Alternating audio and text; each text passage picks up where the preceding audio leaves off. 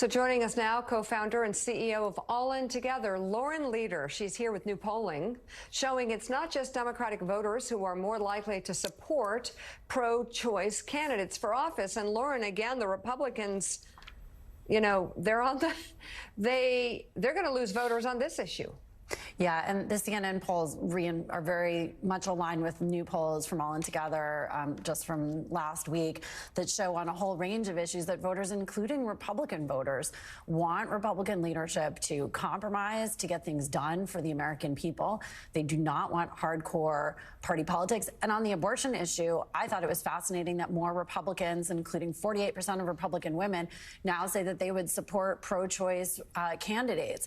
And it just goes to show in many ways, there's this sort of overplaying of the hand that Republicans are pushing things further than even their own voters want them to go. And it's going to back them into a corner. On medicated abortion, at a moment when governors like Kristi Noem are calling and threatening pharmacists around her state. Even Republican voters are saying that they oppose further bans on access to medicated abortion. So I think part of what we're seeing is that Republicans have pushed on this very, hardcore partisan agenda for years. They only hold about, 6,700 votes that separated Democrats from the majority in this last, in the midterm elections, but they're not getting the message. And I think they're going to put themselves in a box and get into a lot of trouble heading into 24.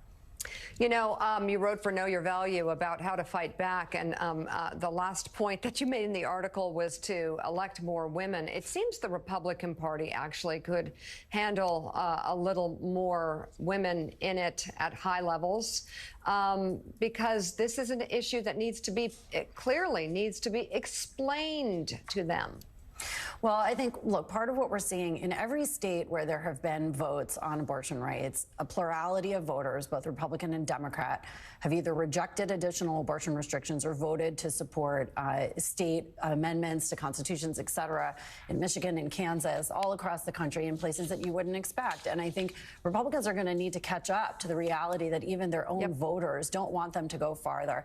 And I think you're right that obviously we believe that having more women in elected office, even on both sides of the aisle, is critical. But it's also got to be women that are committed to democracy, committed to the rule of law. And we've spoken before about, obviously the ongoing challenges of women like Marjorie Taylor Greene in leadership who are embracing the most extreme. But on balance, most women in elected office, they work together across the aisle to get things done. Yep. We'll be seeing you a little later on. Still ahead, we'll go live to Tennessee.